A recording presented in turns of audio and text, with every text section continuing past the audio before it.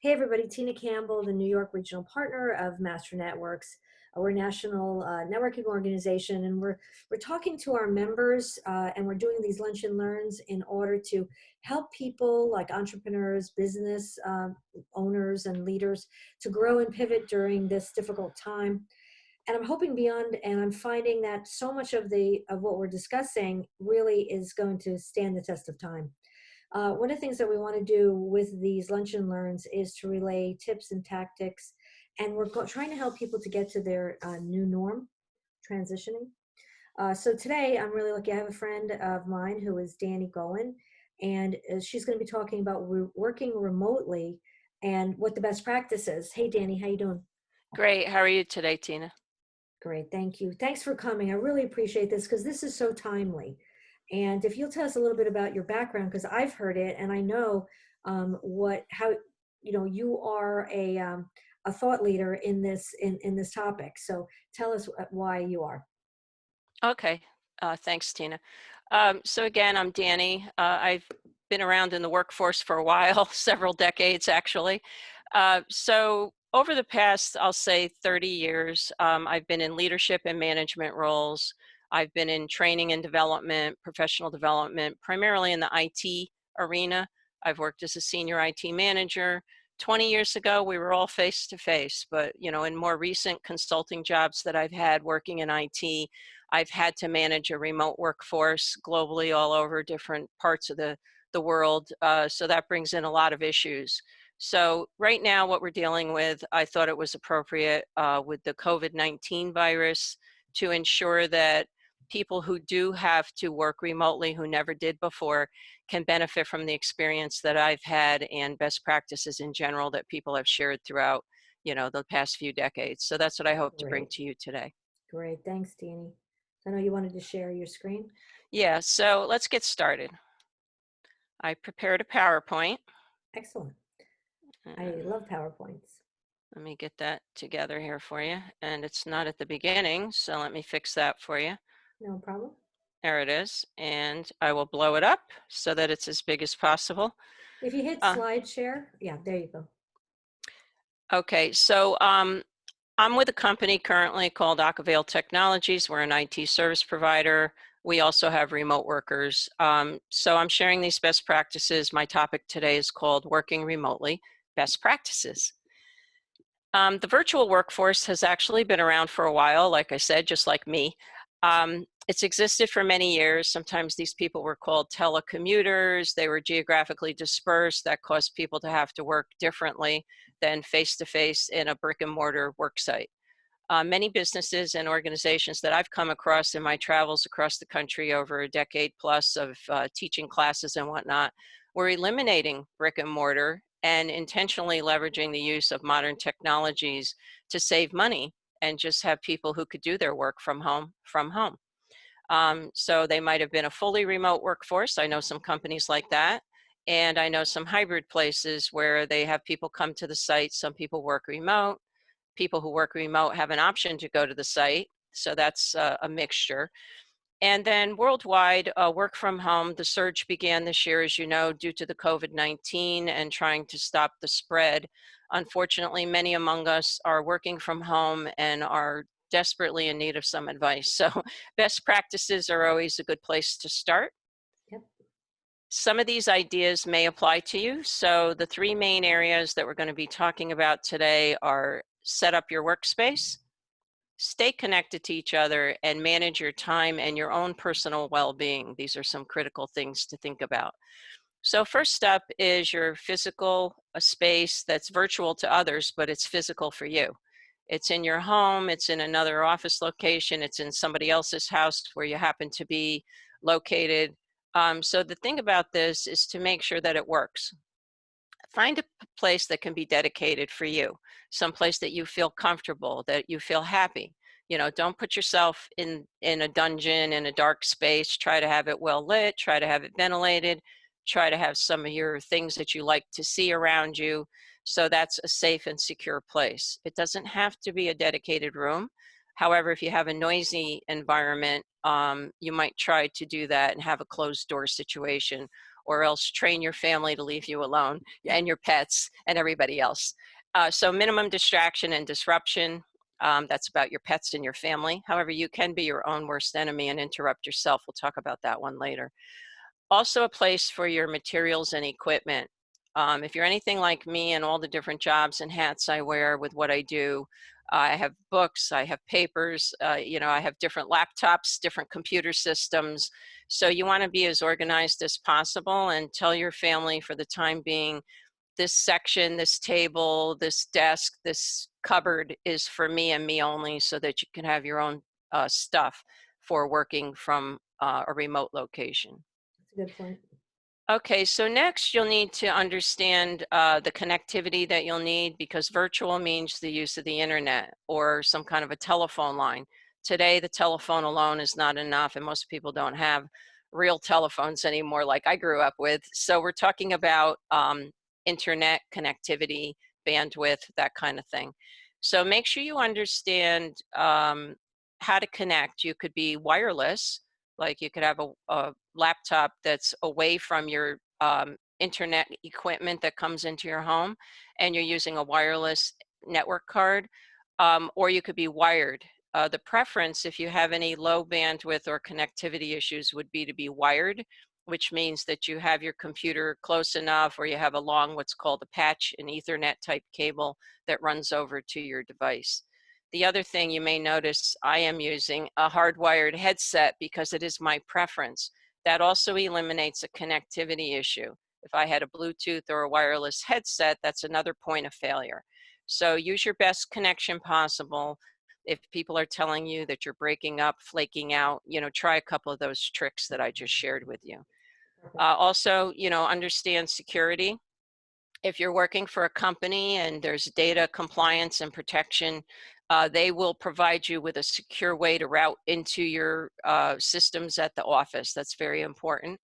And sometimes as a backup plan, you might be able to use an app on your mobile device, and you might be able to use your cellular service as an alternative to your in-home network connection.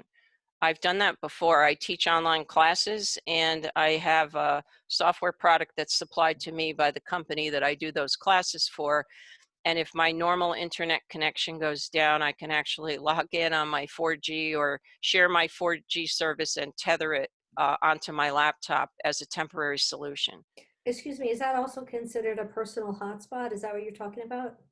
Um, yeah, I guess so. Yeah, you're actually turning your cell phone into a hotspot, and if Yes, you have it password protected, anybody in the proximity and that you give the password to can use that SSID and log into it. correct. That's what I do. Correct. Okay, Thank you. yeah, it's a nice backup plan. Yes, I have that.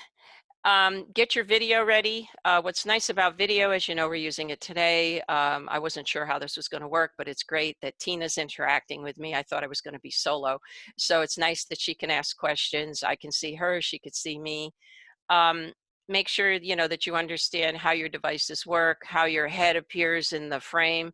Over on the far right, camera framing. I've been on meetings recently with people who you could see them from the nose down, or I know. you could see their stomach as they're running, and they're not paying attention to the fact that people want to see you. The reason why we want to see each other is because body language, your tone of voice comes across in audio, but perhaps your body language, your facial expressions is very important to help send a message. And as human beings, that's how we connect. And when you're used to connecting face to face at the workplace and now you can't, this is your alternative. We have video cameras. It's a wonderful technological advancement of the camera. So remember to use it. And especially if you're speaking, turn your video on. However, word of caution at the bottom, video can sometimes strain limited bandwidth. Bandwidth is another term for your internet connectivity. So consider turning your camera off if you are having poor connections. Some of the venues that I've been in recently, we have many people on a meeting at the same time. If you see the video flaking out and it's like disjointed, or the audio is cutting in and out, maybe we need to limit how many people in that meeting or conference have their video on at once. So you might say just the person who's speaking, please turn on your microphone and turn on your video camera. Great So idea. that's another. Okay, so that was all about your physical workspace and the fact that you want to be able to see people and stuff like that. Now, stay connected to each other is more not so much about the technologies, but it's about the communication. And then we're also going to talk about collaboration. Now, in the workplace, brick and mortar, at the office, what we typically do is run into each other, right? So that's the virtual water cooler. We have to create that effect when we're remote. What does that mean? Well, depending on the technologies that you're using, and they're all different, but they're all similar. Typically, you have chat, you might have email, which I don't really recommend as to carry out a conversation. That's not what it's meant for. But the chat or any kind of a quick meeting, a video chat, a face-to-face could help you feel like you're at the water cooler. However, you also don't just want to drop in on people and interrupt them constantly.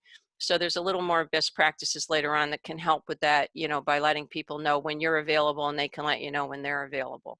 So the idea is to have touch points throughout the day and make sure that your workforce, your colleagues, your boss, your company is aware of what you're working on, what you're doing, and keep them up to date on those effects. You can have some fun too. There's sometimes emoticons and stickers that you could put on these interactive chats. Mhm. Collaboration are the times when you have to work together. So communication is someone sends a message, someone receives it and understands it, and that's always going on. But then there's sometimes projects or particular work tasks that you do in groups.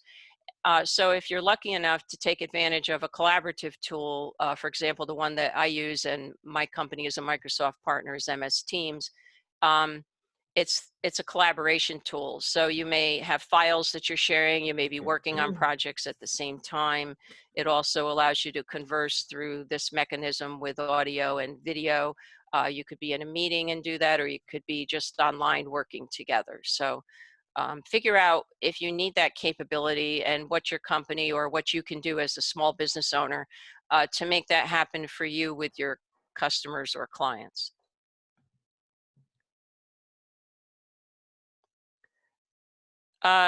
Remember to include people. I know it's real easy when you're not in the office space to go the extra mile to grab somebody to invite them to a virtual meeting.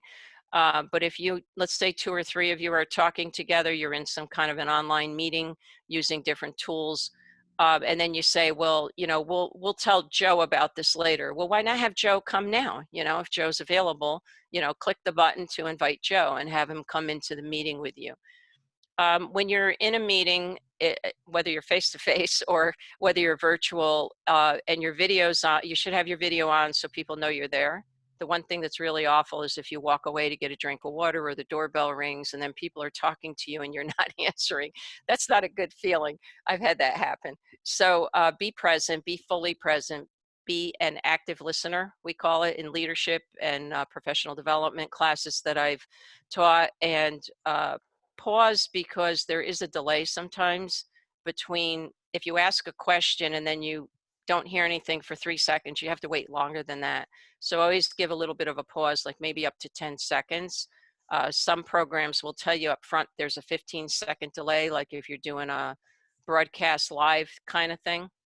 Mhm. And monitor the meeting chat during the meeting and any notes to see if people are interacting other than verbally. These are great. So your virtual meeting etiquette best practices, just to sort of summarize those, be on time early if possible, but be patient in case it's like you're in a holding pattern and someone has to click to let you in. They may not Mhm. be letting you in because they're not ready yet, or maybe they have a lot of people to let in and they just haven't gotten to you yet. So understand your technologies and what to expect when you're going to a meeting. Use the chat, raise your hand if that's an option. Some of the interactive tools I use have those kind of features. And be familiar with the technology, ask questions before meetings if you don't know how it works. Remember the delay. Pay attention to any facilitators' instructions. Typically, when you're in a meeting, you have to give rules and regulations to follow virtually, just like you do in a live meeting. I've been to some really poorly run live meetings in a face-to-face situation, as well as some in a virtual setting. It can be extremely frustrating either way. If you are a leadership type person and you do facilitate meetings, and I will say Tina does a bang up job of this, she's Oh, very good thank at it. you, dear. Yes, of course. Um, but you need to have those skill sets. You need to understand and give people some, mute your mics when you're not talking, things like that. If you have multiple people stomping on each other, wave or shut down their microphones so you can get order and then call on people. um, Showing your video is courteous unless there's poor connectivity, like I said. Have your content ready. If you are expected to present a topic, be prepared and learn the technologies. I think I already mentioned that. The last of the 3 items to cover in this presentation is manage your time and your well-being. Sometimes we have bad habits to begin with. You're not going to get any better at it in a virtual environment. Yeah. So, time management is a whole topic, a professional development topic in and of itself. When you're virtual, you may feel so disconnected that you don't know how to organize yourself. So try to set yourself up against your own routines that you typically use. If you get coffee in the morning, get the coffee at the same time. If you have your desk at work set up a certain way, set it up the same way. Um, you know, there are some advantages to working virtual as well. As much as it seems complex and difficult to people, you more than likely will have less interruptions than you would at the office, unless your family's home, which they all are right now, and you have young children or noisy animals and things like that. So hopefully that won't happen. Um, However, to manage your time, you don't want to have constant interruptions, like I said. And it's so easy for somebody to click a chat button and start chatting with you, or to click calling you to come into a meeting. That's why there's things like this. Over on the left, this is an example of a status that might be available in a technology that you're using. I'm used to using Microsoft Teams. We stay in it all day long. We can set our status to read or busy. We can set our status to stepped away, or, most of these interactive programs that you use live with other people involved will do that. So set expectations, let people know, oh, check my calendar before you invite me to a meeting. Whatever you're using to stay organized at the office, continue to use the same kind of thing remotely with the tools that you have available to you. Mhm. It's okay to not be available for 5 or 10 minutes. That's fine. It's okay to not check your email every time the banner pops up. Um, you know, so set expectations with your colleagues, your boss, your coworkers, etc. Stay on task, prioritize your day, set boundaries for your family and the people around you. And also take care of yourself. With the COVID-19 especially, I will say people have been panicking about, oh, I'm so bored being at home. Well, that could be true, but if you're working, you're busy, and so that takes your mind off it. And then also, you don't have to stay in your house just because you have to stay away from people. So you've got the people in your house, but you can get outside. It's beautiful. It's spring here in the Northeast anyway. I don't know about the rest of where you are, but go outside, step out in your balcony, open your windows, get some fresh air. Um, you know, um, Use technologies in the evening to interact with people in your family. Don't let yourself get lonely, isolated, and disconnected. Also remember to eat and to sleep good and keep yourself hydrated. Often when we're at home, we fall into some odd habits, and that's not good for us when we're trying to keep our health and our stamina up. If you are a manager and you're managing remote workforce, let's say, make sure that you lead by example. So all of the best practices that you expect your workers to follow, you should be following. Come up with some guidelines that you expect, like, in terms of communication, like I mentioned, or time management and availability of the worker. I know some bosses recently who have gotten very stressed out because they don't have a remote workforce. I called them and they didn't answer. So now right away they jump to conclusions that the person's not working. Well, that's not necessarily the case. Maybe they're knee deep in some kind of a proposal for work, or they they turn their computer a different way to give more work, space for something else. Just because you can't see the person doesn't mean they are not working. So set some boundaries, set some guidelines as the manager, and don't freak out. That's my advice. Um, Mhm. just check in with them frequently and let them know, that you will be checking in. Or if you do expect them to be readily accessible because it's customer facing issue, then, make sure that that's very clear. If you're not clear and instead you're ambiguous, that's where everything's going to fall apart. So the three things that we just talked about were set up your workspace, stay connected to each other, and manage your time and well-being. We're just about ready to wrap up here. The summary and maybe some other points. This is a really important one. Make sure that there's a switch between working and not working. So when you went to the office, you took a shower probably, got dressed a special way, got your coffee, packed your lunch, whatever. Do the same routine. Keep yourself on the same routine. Wear the same things you would wear to work. After work, change your clothes back to what you would do when you come home from work. If you're like me, you stay in the same clothes all day. I find my work clothes very comfortable. Then there won't be a change of clothes, but you can have a change of scenery. If you're working in the corner of the dining room or in the corner of the bedroom, now you won't go to those places when it's evening or off hours. You'll spend time in the family areas, you'll go somewhere else, and you'll do something else. Remember to eliminate background noise, keep to a schedule for breaks and lunch, be logged into any remote tools during your shift that people are expected to reach you through. Be responsive to chats, phone calls, emails, and meetings, planned or unplanned, if you are available or supposed to be available, and follow all normal policies, processes, and procedures that have been laid out by you as the boss of your own company or by the boss of the company that you are from. Keep your colleagues up to date on your status, like I said. These are great. And so this is me. And again, I can't thank you enough for joining. And I'm with Acavale Technologies. We're an IT service provider company. That's great. So if somebody wanted to reach you, we'll put this contact or whatever contact information you'd like in the description of the video. I want to just I think I had one thing I wanted to mention. And I thought this was an excellent presentation, Danny. Okay. If you'll, Oh, we're off recording now? no, not yet. I just wanted to say thank you that it was great, but I also I liked there's a point that you had which was, kind of taking care of yourself and all that. And one of the things that people can do, I think, during this time is they could get a new skill. They could learn something else. They could take up another, a hobby, something else that they've always wanted to do. And it's kind of it's been hard for me because people that tell me that they're bored or things like that, I'm just like, wow, Yeah, like, really? I mean, I have, come work for me. yeah, It's like, if you want to volunteer, that would be great. So I think keeping busy is the key to this whole thing, but also I have to learn to put some of those other, walks and things like that into my schedule. So thank you. It was a good reminder to wake up call for that. yeah, But you're welcome. My pleasure. Thanks for inviting me.